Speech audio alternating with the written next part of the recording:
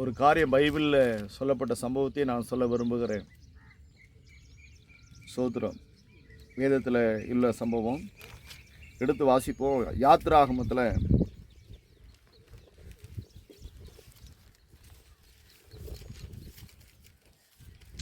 வாசிப்போம். 3ஆம் வசனம் 17:3 17வது அதிகாரம் 3ஆம் வசனம். யாத்திராகமம்.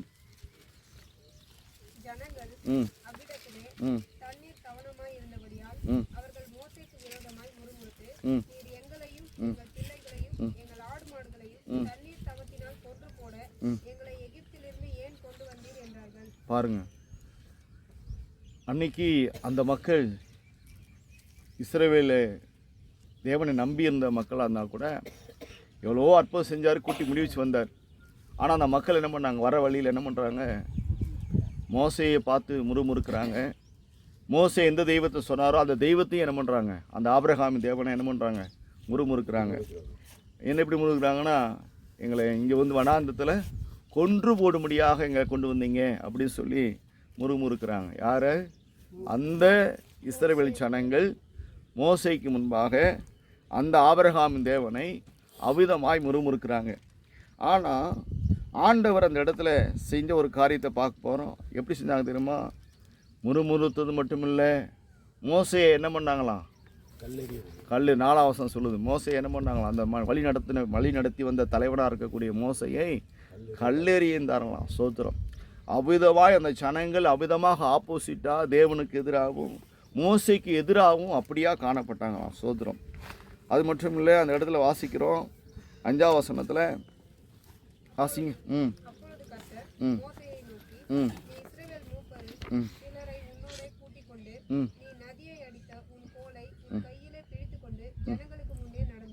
ஆமாம். சோத்திரம். ஒரு காரியம் நம்ம அந்த இடத்துல மோசை மூலமாக ஆண்டவர் சில காரியத்தை சொல்கிறார். சோத்திரம். கர்த்தர் மோசையை நோக்கி, நீ இஸ்ரவேல் மூப்பரில் சிலரை உன்னோடு கூட்டிக் கொண்டு, சிலரை மட்டும்தான், எல்லாத்தையும் கூப்பிடல, ஜனங்களை கூப்பிடல, நல்லா புரிஞ்சுக்கணும். ஜனங்களை கூப்பிடல, சிலரை மட்டும் மோசை என்ன பண்ணார்? சோத்திரம் கூப்பிட்டு. அப்புறம் என்ன? தேவனுடைய வார்த்தைக்கும் மோசைக்கும் கீழ்ப்படுகிறவர்கள் சிலரை முன்குறித்தவர்களை மட்டும் என்ன பண்ணார்? மோசை அவர்களை கூப்பிட்டுக்கிட்டு என்ன பண்ணார்? சோத்திரம். போகிறா, நீ இஸ்ரவேல் மூப்பரில் சிலரை உன்னோடு கூட்டிக் கொண்டு நீ நதியை அடித்து உன் கோலை என்ன பண்ண உன் கையில் பிடித்து கொண்டு ஜனங்களுக்கு முன்னே நடந்து போ. சோத்திரம். அல்லேலூயா. அப்போ என்ன நடந்தது? அந்த இடத்துல நடந்து போட்டிட்டு போது என்ன நடக்குது? சோத்திரம். என்ன நடந்தது? ஆமாம். அங்கே வாசிங்க 6ஆம் வசனம்.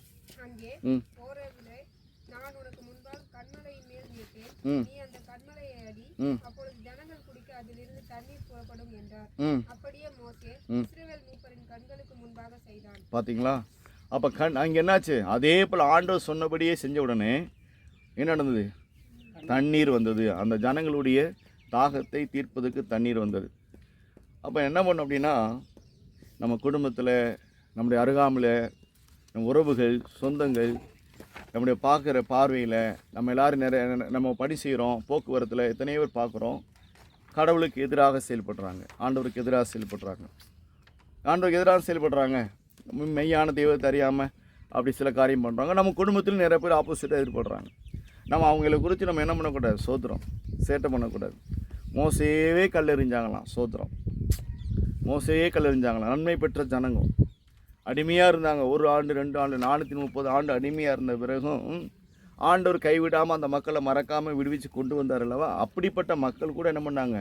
அந்த தேவனை நிந்திச்சு மோசையும் கல்லெறிஞ்சாங்களாம். அப்படிப்பட்ட ஜனங்கள் மத்தியில் இந்த மோசை என்ன பண்ணார்? ஒரு காரியத்தை செஞ்சார். ஆண்டவர் சொன்ன பிறகு தான் அவருக்கு அந்த அது வருது. சோத்திரம். அப்போ அவரும் என்ன பண்ணது? அவருக்குள்ளே அந்த ஜனங்கள் சொன்ன பிறகு, அந்த மக்கள் அப்படி ஆன பிறகு அவர் எப்படி இருக்கிறார்? அவர் ஒரு மாதிரி ஆகிட்டார். அவரும் சோர்வாயிட்டார். அப்போ மறுபடியும் அந்த மனுஷன்ட்டு ஆண்டவர் பேசுகிறார்.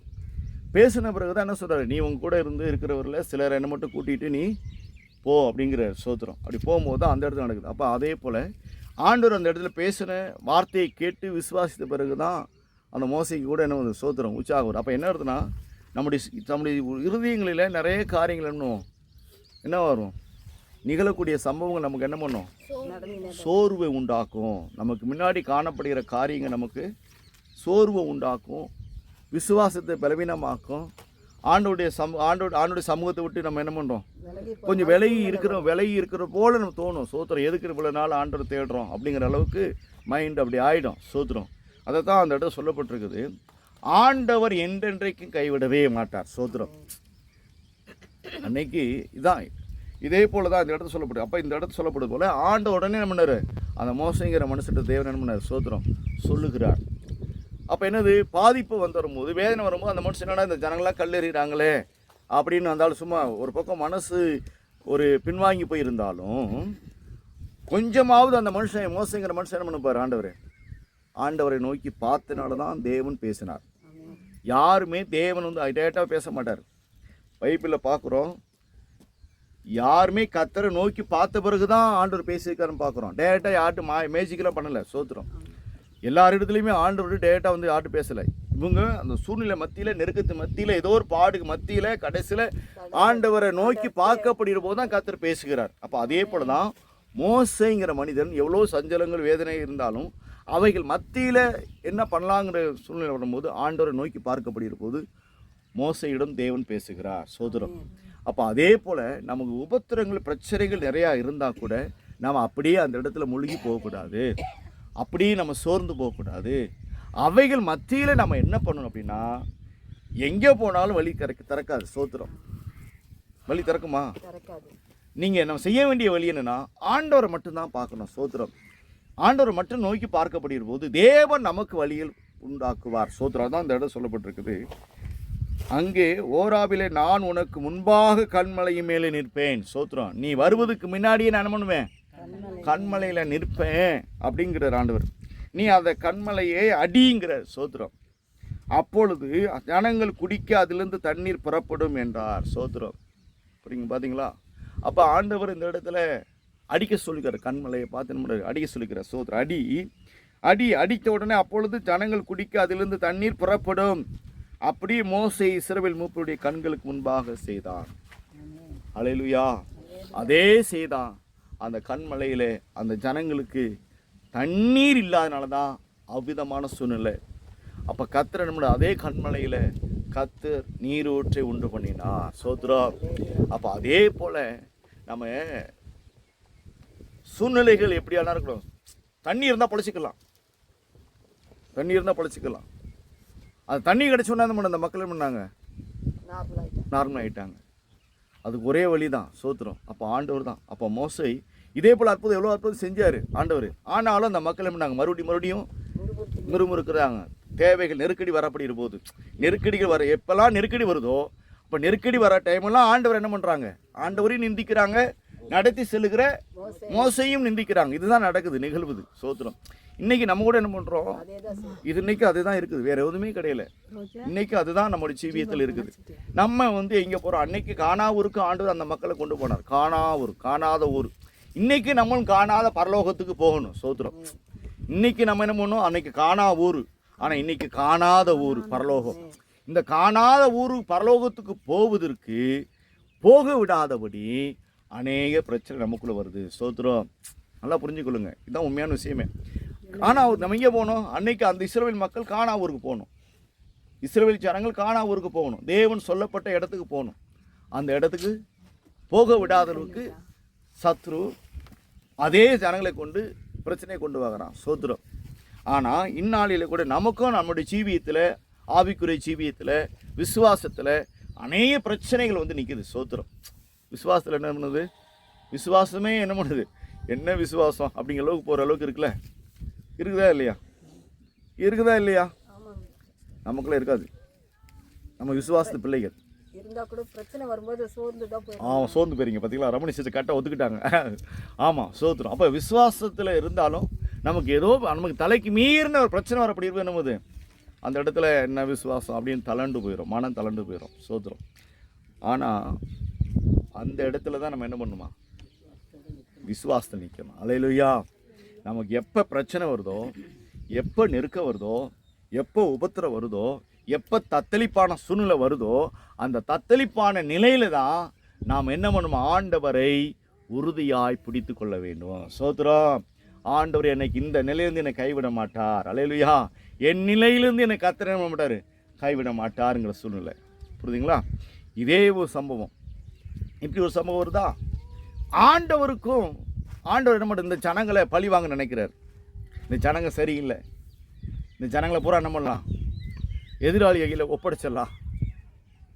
இந்த ஜனங்க சரியில்லை, மலங்கா கழுத்துள்ள மக்கள், இந்த மக்கள் கீழ்ப்படியாத ஜனங்கள். இந்த ஜனங்களெல்லாம் ஆண்டு சொல்லிட்டார் ஒரு காரியம். என்ன பண்ணிட்டார் அப்படின்னா, 40 நாளில் போகணும், இங்கே கானாவூருக்கு போகணும், 40 நாள் போகணும், 40 வருஷம் ஆக்கணும். ஏன் 40 வருஷம் ஆக்குனாரு ஆண்டவர்? சரி பண்ணுறதுக்காக. ஆமாம், சரி பண்ணுறதுக்காக 40 வருஷம். இந்த 40 வருஷமாக அந்த மக்களை அந்த கானாவூருக்கு, கானான் தேசத்துக்கு போகக்கூடாது. யார் போகக்கூடாது? இஸ்ரவேல் ஜனங்களும் போகக்கூடாது. ஏன் போகக்கூடாது?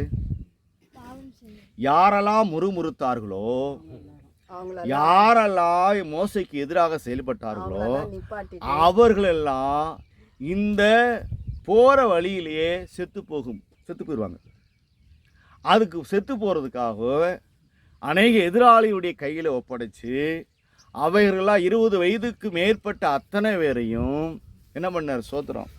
யாரெல்லாம் அவிசுவாசமாக பேசினாங்களோ, யாரெல்லாம் அவிசுவாச எண்ணங்களோடு செயல்பட்டாங்களோ அத்தனை பேரும் கானாவூருக்கு போகலை. சோத்திரம். கானான் தேசத்துக்கு போகலை. அல்லேலூயா. ஏன் அப்படின்னா, ஆண்டவரை முறுமுறுத்ததுனால, ஊழியக்காரனை முறுமுறுத்ததுனால, இப்படிப்பட்ட காரியம் பண்ணதுனால ஆண்டவர் அதனால இவங்களை என்ன பண்ணுற பிரயாணங்களை இவங்களும் மறிக்கணும். அடுத்து இந்த ஜனத்தை தேவனுடைய வாக்குத்தத்தத்தின்படி எப்படியாவது இஸ்ரவேல் மக்களை கானான் தேசத்துக்கு கொண்டு போகணும் அப்படிங்கிறதுக்காக இந்த வனாந்தரத்திலேயே ஒரு பரிசுத்தமான சந்நிதியை உருவாக்கணும். அந்த பரிசுத்தமான சந்நிதி, அந்த சந்நிதி தான் கானான் தேசத்துக்கு போகணுங்கிறதுக்காகத்தான் என்ன பண்ணார் ஆண்டவர்? 40 வருஷமாக கூட்டினார். சோத்திரம். ஏன் 40 வருஷமாக கூட்டினாருன்னா, 40 நாளுங்கிறதுக்காக 40 வருஷமாக கூட்டினார். சோத்திரம். இப்போ அதனால தான் அந்த நிலைமை வந்தது. சோத்திரம். உங்கள் கானான் தேசத்துக்கு போக வேண்டிய எல்லையை 40 நாளில் போயிடலாம். கிட்ட தான் இருக்குது. சோத்திரம். கானான் தேசங்கிற ஒரு வேறு நாடு. இப்போ பார்வோன் எதுக்கு வரான்? சோத்திரம். அதுக்கு வராரு. பார்வோன் எதுக்கு வராரு? முன்னாடி அனுப்பிட்டார்ல பாவம். பார்வோன் எதுக்கு வராரு? மறுபடியும் இந்த ஜனங்களை துரத்தி வராரு. இந்த மக்கள் என்ன பண்ணாங்க? கானான் தேசத்துக்கு தானே போகணும்னு சொன்னாங்க. கானான் தேசம் இந்த தானே இருக்குது. இவங்க இங்கே போகாமல் என்ன பண்ணுறாங்க? இவங்க வேறு திசை மார்க்கமாக போகிறாங்க. அந்த திசையாக எந்த திசை? யார் பக்கம் போகிறாங்க? நான் அந்த மக்களை எய்த்திலிருந்து அனுப்பிட்டேன், மறுபடியும் எய்த்துக்கே வராங்களே. எய்த்தினுடைய எல்லையிலேயே போகிறாங்க. சோத்திரம். அந்த எய்த்தின் எல்லையில் தான் எங்கே இருக்குது? எந்த ஊர் இருக்குது? என்ன கடல் இருக்குது? செங்கடல் இருக்குது. எய்த்தின் எல்லையில் தான் எங்கே இருக்குது? செங்கடல். அதனால தான் நான் எல்லையை விட்டே போங்க அனுப்பிட்டேனே, மறுபடியும் எய்த்துக்கு வராங்க, இங்கேயோ தங்கிடுவாங்களான்னு சொல்லி தான் அவன் என்ன பண்ணுறான்? அவன் பின் எடுத்து வரான், மறுபடியும் படையை எடுத்துகிட்டு வரான். சோத்திரம். அப்போ அந்த தேசத்துக்கு குறிய எல்லையிலே எங்கே? எந்த தேசத்து எல்லை? எய்த்தின் தேசத்தின் எல்லை வழியாகவே செங்கடல். அப்போ அங்கே துரத்தி வரான்.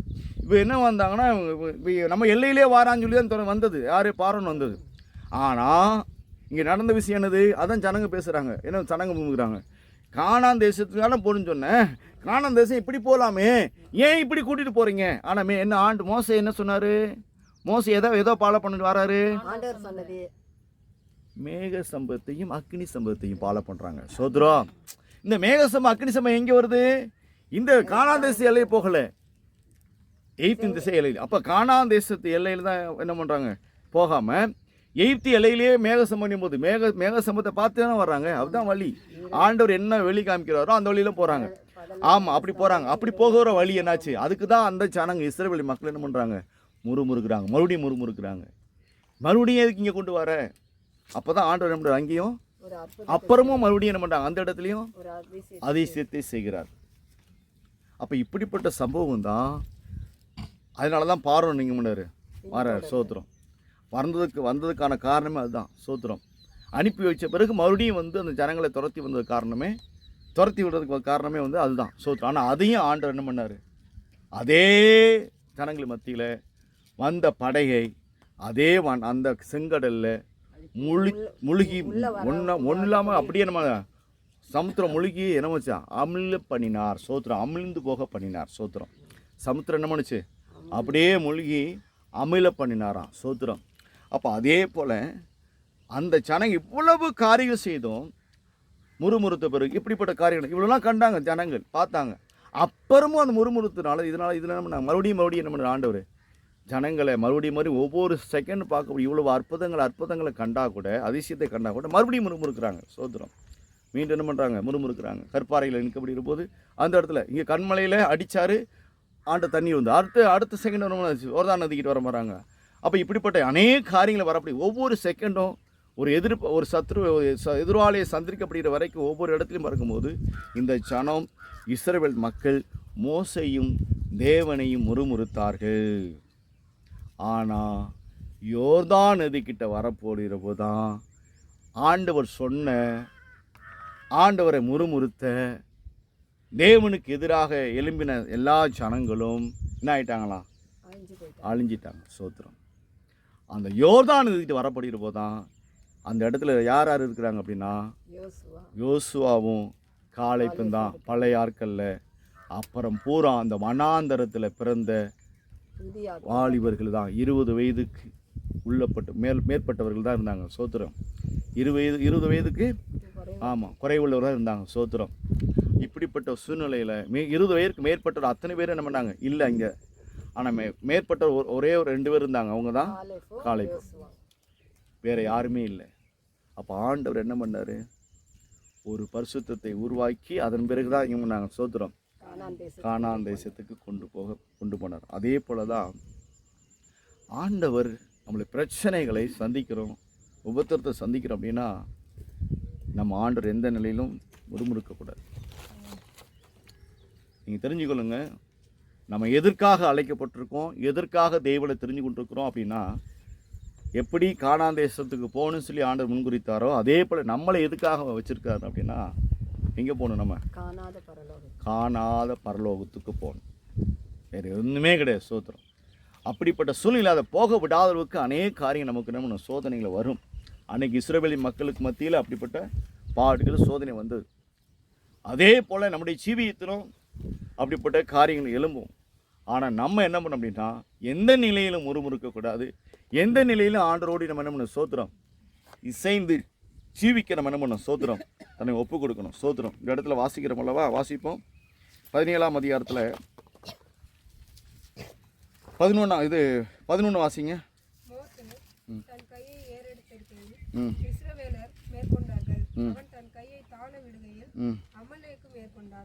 பாருங்க, ஒரு சம்பவம் நடக்குது அங்கேயும்.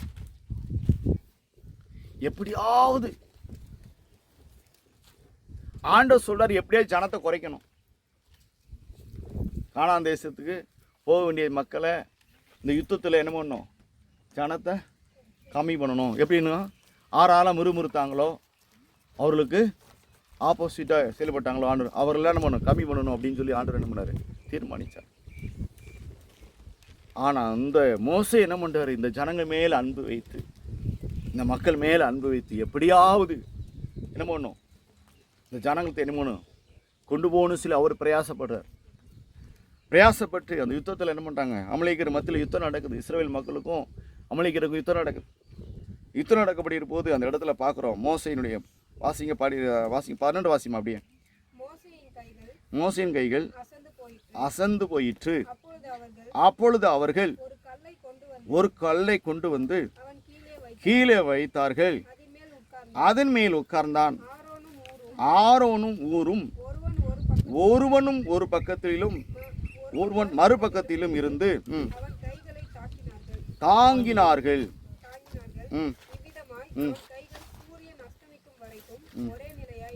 ஆமென் சோத்திரம். எப்படியாவது இஸ்ரவேல் மக்களை மோசே போராடுறான். ஆனால் இந்த ஜனங்களை தேவன் நண்பனர் ஆப்போசிட்டாக இருக்கக்கூடிய பார்ட்டி அமலேக்கிற இடத்துல ஒப்படைக்கிற சோத்திரம். இதில் ஒரு பாதி பேர் யுத்தத்தில் பாதி பேர் மறிக்கிட்டுன்னு சொல்லி யுத்தத்தில் இப்படிலாம் ஆண்டு என்ன பண்ணுறாரு. இதுதான் உண்மையான விஷயமே. நம்ம வேறு விதமாக பிரசங்கம் பண்ணுறோம், அது ஒரு பக்கம் இருக்குது. ஆனால் கர்த்தருடைய திட்டம் இதுதான் சோத்திரம். தேவனுடைய திட்டமே இதுதான். சோத்திரம். தேவனுடைய திட்டப்படி என்னன்னா, இந்த மக்கள் எப்படி மறிச்சாங்க அப்படின்னா இதுதான் ஒரு திட்டம். சோத்திரம். அப்போ இப்படிலாம் அவங்க என்ன பண்ணுறாங்க, அந்த ஜனங்க யுத்தத்தில் அமலேக்கிற மத்தியிலும் பாதி பேர் மறிக்கிறாங்க. ஆனால் இதை அறிந்த மோசை தேவன் வந்து மோசையும் பேசியிருக்காங்க, அப்பா இப்படின்னா ஆகணும். ஆனால் மோசை வந்து ஜனங்களுக்காக பரிதவிக்கிறான். நல்லா புரிஞ்சு பாருங்க. அதனால தான் அந்த ஜனங்களுக்கு பரிதவித்தினால தான் மோசை வந்து அந்த இடத்துல பேச சொன்ன இடத்துல அடிச்சிட்டார். சோத்திரம். அந்த கண்மலையில். சோத்திரம். ஜனங்கள் வந்து மறிக்கக்கூடாது. ஜனங்கள் வந்து என்னென்னா அதுக்கு தான் எப்படியாவது நீர் இல்லாமல் தண்ணி இல்லாமல் சாகட்டும் பாதி பேர் அப்படின்னு ஆண்டோட தீர்மானிக்கிறார். அதுலேயும் ஆண்டோட நம்ம சோத்திரம். ஆண்டோடைய எண்ணம் அப்படி தான். சோத்திரம். முன்முக்கிறாங்க இப்படியே மறித்து போட்டும்பா. அதுலேயும் ஆண்டவர் நம்ம இந்த அந்த காரியத்தை பண்ணும்போது மறுபடியும் அந்த மோசை மூலமாக சில காரியத்தை சரி கெஞ்சி மன்றாடி கேட்ட பிறகு ஆண்டவர் நம்ம போய் இந்த மலை போய் அடிப்பா, பேசுப்பா, அந்த மலையை பார்த்து பேசு, கண்மலையை பார்த்து பேசு, இந்த கற்பாறையை பார்த்து பேசு. இந்த கற்பாறையை பார்த்து பேசும்போது அவர் என்ன பண்ணுறாரு, இந்த ஜனகத்தினுடைய கொந்தளிப்பு, அவங்க வாயில் இருந்த வார்த்தைகளை எல்லாம் காதில் வாங்கி அவன் தாக்கு பிடிக்காமல் என்ன பண்ணுறான், தேவன் சொன்ன வார்த்தையை கூட மறந்து என்ன பண்ணுறான், ஒரு பதட்டத்தில் போய் அடிச்சிட்டான். சோத்திரம். ஏன்னா ஏற்கனவே அடித்தது பழக்கம் உண்டுல கண்மலையில், அதே போல் இங்கே என்ன பண்ணுறான். சோத்திரம். இப்படிப்பட்ட சம்பவம் நடக்கும். அப்போ இதெல்லாம் வந்து ஆண்டவர் ஒரு தீர்மானத்தை வைத்திருக்கிறார். சோத்திரம். அதுதான் என்னென்னா இந்த பைபிளில் அந்த 5 ஆகமும் இருக்குது பார்த்தீங்களா. இந்த 5 ஆகமத்தில் இந்த யாத்திரை ஆகமம், இந்த எண்ண ஆகமம்னு இருக்குது. சோத்திரம். எண்ண ஆகமத்தில் லாஸ்ட் முடியுது. மோசே எழுதப்பட்ட அந்த 5 ஆகமம் இருக்குது. இந்த 5 ஆகமத்தில் இந்த யாத்திரை ஆகமம் எண்ண ஆகமம் சொல்லப்பட்ட சம்பவத்தை நம்ம பார்க்கப்படுகிற போது தேவன் அதே போல தான் இன்னைக்கு நம்மளையும் அவருடைய காணாத பரலோகத்துக்கு கொண்டு போவதற்கு நம்மளை ஒவ்வொரு நாளும் செதுக்கிட்டு இருக்கிறார். சோத்திரம். உருவாக்கிட்டு இருக்கிறார். சோத்திரம். எல்லாரும் இயேசுவை ஏற்றுக்கொள்வதில்லை. எல்லாரும் இயேசுவை ஏற்றுக்கொண்டாலும் விசுவாசமாக இருப்பதில்லை.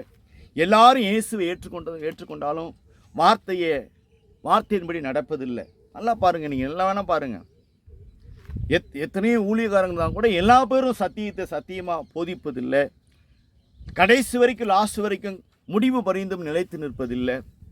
நீங்கள் என்ன வேணால் சர்ச் பண்ணி பாருங்கள். பைபிள் அழகாக தெளிவாக சொல்லப்பட்டிருக்கு. அதேபடி தான் இன்னைக்கு வரைக்கும் நடந்துக்கிட்டு. சோத்திரம். வேதம் என்ன சொல்லுதுன்னா கர்த்தருடைய வார்த்தைக்கு செவி கொடுக்கணும். அதுதான் வேதம். உண்மை இல்லை, வேதம் சத்தியத்துக்கு கீழ்ப்படிக்கணும். சோத்திரம். அது முடியணும். எதுக்கு அப்படின்னா அப்போ தான் நம்ம காணாத ஒரு பரலோகத்துக்கு போக முடியும். வேறு ஒன்றுக்குமே இல்லை. கிறிஸ்தவர்களுக்கு உபத்திரம் வராதா, வியாதி வராதா சொல்லுவாங்க, வரும்.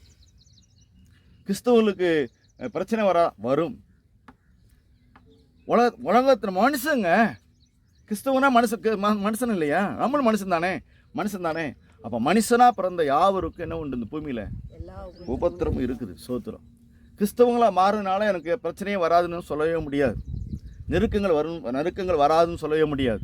நம்மளை எதற்காக தேவன் என்பது மதம் அல்ல. இன்னும் சொல்கிறேன், இது மதமே கிடையாது, மார்க்கம். நம்ம அறிந்து கொள்ளுகிற ஒரு காரியம். அறியாமல் இது வரைக்கும் இருக்கிறோம், இப்போ அறிந்து கொள்ளுகிற ஒரு மார்க்கம். இது வரைக்கும் அறியாமல் இருக்கோம், தெரியாமல் இருக்கோம், இப்போ தெரிந்து கொள்ளுகிற ஒரு மார்க்கம் கிறிஸ்தவம். அதுதான் அந்த இடத்துல அழகாக தெளிவாக சொல்லப்பட்டிருக்கு. நம்ம ஆண்டவரை எந்த அளவுக்கு நேசிக்கிறோமோ, இன்னொன்று சொல்கிறேன், நீங்கள் எந்த அளவுக்கு ஆண்டவர் நேசிக்கிறீங்களோ அந்த அளவுக்கு உபத்திரம் வருங்க. நான் ஓப்பனாக சொல்கிறேங்க. நீங்கள் என்னடா பாஸ் இப்படி சொல்கிறேன், இதுதான் உண்மை, இதுதான் உண்மையான சத்தியமே. நீ கடவுளை நேசிக்கிறியா, உபத்திரம் வரத்தான் செய்யும். யாரும் உபத்திரம் வராதுன்னு சொல்லாதீங்க தயவுசெய்து, தப்பு. பைபிள் அப்படி தான் சொல்லுது. நீ எந்த அளவுக்கு தெய்வத்தை நேசிக்கிறியோ அந்த அளவுக்கு உபத்திரம் இருக்கும். ஏன்னா நீ தெய்வத்தை நேசிக்கிறீல்லவா, நீ நேசிக்க என்ன ஆகும் அப்படின்னா, நீ ஆண்டவர்கிட்ட நெருங்குற. ஆனால் உனக்கு பிடிக்காதவன் யாருக்கான், ஆண்டவருக்கு பிடிக்காதவன். சரி, நமக்கு பிடிக்காதவன் இல்லை. இன்னொன்று புரிஞ்சுக்கணும், சாத்தாங்கிறவன் நமக்கு ஆகாதவன் கிடையாது. நல்லா புரிஞ்சுக்கணும். சாத்தாங்கிறவன் மனுஷருக்கு ஆகாதவன் கிடையாது, தேவனுக்கு ஆகாதவன், கர்த்தருக்கு ஆகாதவன். அதனால அவரை பின்பற்றுகிற ஜனத்திற்கு உபத்திரத்தை கொடுப்பான். சோத்திரம். இதுதான் விஷயம். நீ எப்படியாவது என்ன பண்ணணும், என்கிட்ட தான் இருக்கணும், போகக்கூடாது சொல்லி அந்த மெய்யான வழியை நீ என்ன பண்ணக்கூடாது, பின்பற்றக்கூடாது. மெய்யான சத்தியத்தை நீ அறியக்கூடாது. அதனால தான் நம்மளுடைய அறிவையும் ஞானத்தையும் கூர்மையாக்காமல் மந்த எண்ணங்களோடு மந்த புத்தியோடு நாங்கள் என்னைக்கு வேணாலும் சொல்லுங்க, நம்ம சிந்தனையில் பிசாசனம் எங்கே நம்மகிட்ட ஃபஸ்ட்டு கை வைக்கிறான்?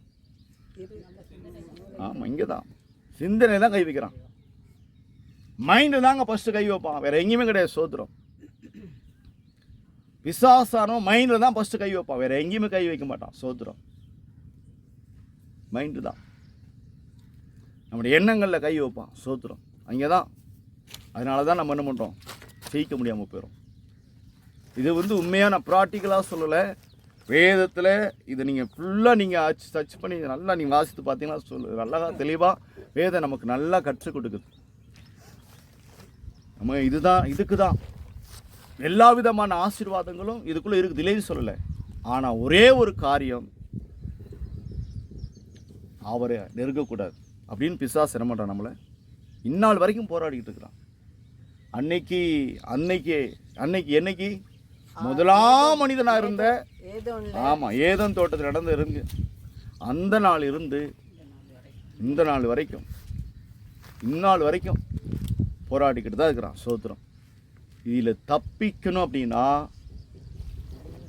அவர் தான் என்றென்றைக்கும், அதெல்லாம் அந்த இடத்துல புலம்புல சொல்கிறாங்க, அவர் என்றென்றைக்கும் நம்மளை கைவிடவே மாட்டார். என்றென்றைக்கும் அவர் கைவிடவே மாட்டார். ஏன்னா நம்ம யார் அப்படின்னா அவருடைய சனம். யாருடைய சனம்? தேவனுடைய சனம். அதனால தான் அவர் கைவிட மாட்டார். அதனால தான் நம்மளை தேடி வந்து ரட்சிக்கிறார். எங்கள் உலகத்தில் ஒரு கடல் உண்டுனா இயேசு ஒருவர் தாங்க நம்மளை தேடி வந்து பாதுகாக்கிறாரு. வேறு எந்த கடவுளும் தேடி வந்து கூடாது. அப்படி ரட்சிக்கிற கடவுள் இல்லைங்க. நம்மளை தேடி வந்து ரட்சிக்கிற ஒரு கடவுள் அப்படின்னா இயேசு தவிர வேறு எந்த கடவுளும் இல்லை. வேறு எந்த கடவுளுமே கிடையாது. தேடி வந்து மீட்கிற, நம்ம எதுவுமே நன்மை செஞ்சுருக்க மாட்டோம், அவருக்கு எந்த விதமான உபகாரம் செஞ்சுருக்க மாட்டோம், எந்த விதமான பூசைகள் அவருக்கு செஞ்சுருக்க மாட்டோம், எந்த விதமான நன்மைகள் அவருக்கு செஞ்சுருக்க மாட்டோம்.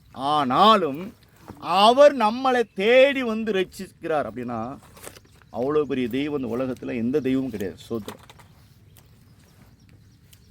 அப்போ அதனால தான் வேதம் சொல்லுது, இந்த மோசை இந்த ஜனத்துக்காகவே பரிதவிக்கிறார். சோத்திரம்.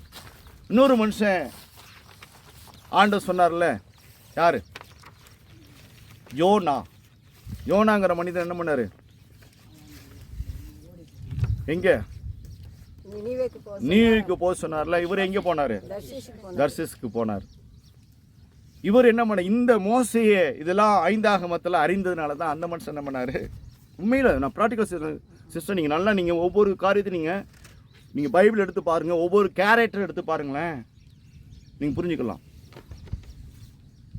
அதனால தான் அந்த யோனா இல்லை நீங்கள் இப்படி சொல்லுவீங்க, நீங்கள் மறுபடியும் மாறிடுவீங்க, நீங்கள் மனதுருக்கமும் இறக்கமுள்ள தெய்வம் சொல்லி, ஆமாம், நீடிய சாந்தமுள்ள நீடிய பொறுமையுள்ள அறிஞ்சிருக்கிறேன், ஏன்னா மோசைக்கே அப்படி செஞ்சுருக்கீங்க. அதனால தான் இந்த மனுஷன் என்ன பண்ணா, நீங்கள் அப்படி இப்படி பண்ணுவீங்க தெரியுதா, இந்த மனுஷன் என்ன பண்ணா உண்மையில் அப்படி தான். சோத்திரம். இவர் வேறு இடத்துக்கு போனார். நீங்கள் மறுபடியும் நீ போய் சொல்லிட்டு மறுபடியும் அந்த காரியத்தை செய்வீங்க. ஆமாம், அப்போ நான் போய் நான் கெட்டவர் ஆகணும். இது தான் அந்த மனுஷன் யோசித்தான். இதுக்கெல்லாம் ஏன் இப்படி யோசித்தாங்க இப்படிலாம் ஏன் இப்படி செஞ்சாங்க? இவர் தேவனுடைய மனுஷன் தானே, தேவனுடைய ஊழியக்காரன் தானே, ஏன் இதுவரை கீழ்ப்படிஞ்ச மனுஷன் ஏன் இப்படிப்பட்ட ஒரு காரியத்தை செய்தார் அப்படின்னா, ஏற்கனவே அப்படி செஞ்சுருக்காரு ஆண்டவர், அதே போல் செஞ்சிருவார், நான் போயிட்டு அங்கே போய் நான் அவமானப்படணும் அப்படின்னு இவர் என்ன பண்ணாராம், இவரே நினைத்தாராம். சோத்திரம். இதுதான் உண்மை நடந்த சம்பவம். அப்போ ஆண்டவர் எந்த ஜனத்தையும் ஏன் அப்படின்னா நமக்காக நம்மளை தேடி வந்து ரட்சிக்கிற ஒரு ஜனமாக இருக்கிறார். சோத்திரம். அல்லேலூயா. அந்த இஸ்ரவேல் மக்களை கூட ஒரு டைய 2 டைய முறுமுறுக்கல. நீங்கள் நல்லா பாருங்கள், யோர்தான் நதி வர வரைக்கும் ஜனங்க முறுமுறுக்கிறாங்க. அதனால தான் அந்த ஜனத்தை என்ன பண்ணார், இந்த ஜனம் அங்கே போகக்கூடாதுன்னு சொல்லி கர்த்தர் பரிசுத்தமான சந்நிதியை உருவாக்கணும்னு சொல்லி இவர்களே நம்ம அநேக ராஜாக்கள் மத்தியில் என்ன பண்ணாங்க. சோத்திரம். ஆண்டவரே என்ன பண்ணார், சோத்திரம், ஒப்பு கொடுத்தார். இதை அறிந்த மோசே தடுத்தார், வேற ஒன்றும் கிடையாது. இவரால் கையை ஓங்கி கையை தலையை தூக்கி பார்க்குறாரு. என்னாச்சு, இவர் கையை நம்ம ஓய்ந்து போச்சு, அசைந்து போச்சு. வேதம் சொல்லுது அசைந்து போச்சான். அப்புறம் என்ன பண்ணுறாங்க, கூட நின்று என்ன பண்ணுறாங்க, சோத்திரம், ஆரோன் ஊரோன்னு என்ன பண்ணுறாங்க, உதவி செய்கிறாங்க. கல்லை வச்சு நிப்பாட்டி வச்சு பார்க்குறாங்க. இவருடைய கரம் என்ன சொன்னார், கரத்தை உயர்த்தி வச்சுருந்தா அங்கே என்ன, அது எதிராளிகள் அவங்க தாக்கப்படுறாங்க. சோத்திரம். எதிராளிகள் பின் வாங்கி போகிறாங்க. இவர் கரம் அசந்து இப்படி தொங்குச்சுன்னா எதிராளிகள் முன்னாடி வராங்க, முன்கூட்டி வராங்க. சோத்திரம். பின் வாங்குறாங்க இஸ்ரவேல் மக்கள். சோத்திரம். இப்படிப்பட்ட நிலைகளை பார்க்கும். இதுக்கெல்லாம் காரணம் அப்படின்னா தேவனுக்கு ஆண்டவர் இந்த மக்களை, அதனால தான் 40 வருஷம் ஆச்சு. சோத்திரம். அதான் நடந்தது இது. அப்போ ஆண்டவர் ஒரு சில காரியங்களை நம்மளை இன்னைக்கு இயேசு கிறிஸ்து ஏன் வரல, 2000 ஆண்டுலேயே வருவார் அப்படின்னு சொன்னாங்க. நான் ரசிக்கப்பட்ட இடத்துலேயே. சோத்திரம். 2000 ஆண்டுலேயே, 2000 வருஷத்துலேயே அப்படின்னா வந்திருந்தேன். அங்கே ஜெர்மிலாம் ரோஜெல்லாம் பிறந்திருக்க மாட்டாங்க. நல்லா இருக்கும். சோத்திரம். கர்த்தர் நல்லவர். சோத்திரம். வந்திருந்தா சோத்திரம் போயிருக்கலாம். சோத்திரம். ஏன் அப்படின்னா, ஏன் வரல அப்படின்னா, அந்திய நடந்த சம்பவம் தான் இதனால் வரல. நான் இப்படி யோசித்து பார்த்தேன், ஏன் இப்படி யோசிக்கிறார் ஆண்டவர், ஏன் வரல அப்படின்னா, இன்னும் ஆண்டவர் நம்ம சரி செய்கிறோம். சோத்திரம். அதனால தான் ஆண்டவர், நான் அன்னைக்கு அந்த ஜனங்க முணுமுணுத்தது போல் நம்ம எப்போதுமே முறுமுறுக்கக்கூடாது. அந்த இஸ்ரவேல் ஜனங்கள் அன்னைக்கு முறுமுறுத்தாங்களே, அதே போல் நம்ம என்னையும் முறுமுறுக்கக்கூடாது. சோத்திரம். எந்த நிலையிலும் முறுமுறுக்கக்கூடாது. சோத்திரம். நான் எனக்கு ஆண்டு தெளிவாக உணர்த்தின காரியம். சோத்திரம். தெளிவாக உணர்ந்து எந்த நிலையிலும் நம்ம முறுமுறுக்கக்கூடாது. நம்ம அவரை சார்ந்து இருக்கணும். சோத்திரம். அவரே தஞ்சம் அடைஞ்சிருக்கணும். அப்படி இருப்போமானால் நம்மளை கர்த்தர் அந்த கானான் தேசத்துக்கு அந்த மக்களை கூட்டி கொண்டது போல இந்த நாட்களில் ஆண்டவர் நம்ம வருகையில் கண்டிப்பாக அவரோடு நம்ம போவோம். சோத்திரம். அதுக்கு தான் தேவன் இந்த நாட்களில், அதனால் கைவிடவே மாட்டார். ஏன்னா அவருடைய கரம் நம்மளை பிடித்து அவர் கொண்டு போய் சேர்க்க வேண்டிய இடத்துல நம்ம சேர்ப்பார். அல்லேலூயா, அல்லேலூயா. அதுக்காகத்தான் தேவன் நம்மளை இந்த இடத்துல அவரை ஆராதிக்கும்படி, துதிக்கும்படி, அவரை அறிந்து கொள்ளும்படி தேவன் நமக்கு அந்த கிருபையை தந்திருக்கிறார். அல்லேலூயா. இந்த நாட்களில் கூட நம்ம அறிந்து கொள்கிற காரியம், எந்த நிலையிலும் ஆண்டவர் நம்மளை கைவிடவே மாட்டார். அல்லேலூயா.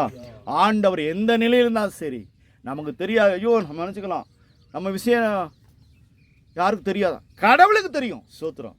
நம்மளை அறிந்த தெய்வம் நமக்கு உண்டுங்க. நம்மளை அறிந்த தெய்வம் நமக்கு உண்டு. அவர் அறிந்திருக்கிறார். அப்போ அவரை நம்ம விசுவாசிப்போம், நம்புவோம். அவர் எந்த நிலையிலும் கைவிடவே மாட்டார். சோத்திரம். கர்த்தரிடத்தில் நம்ம ஒப்பு கொடுத்து, ஒரு ஆண்டவர் எடுத்து ஒப்பு கொடுத்து, ஆண்டவரே சோத்திரம். சரி சரி சரி கர்த்தர் நல்லவர். சரி ஆமென். சோத்திரம். அப்படி ஒரு நம்ம ஆண்டவருடைய ஒப்பு கொடுப்போம். ஆண்டவரே சோத்திரம்.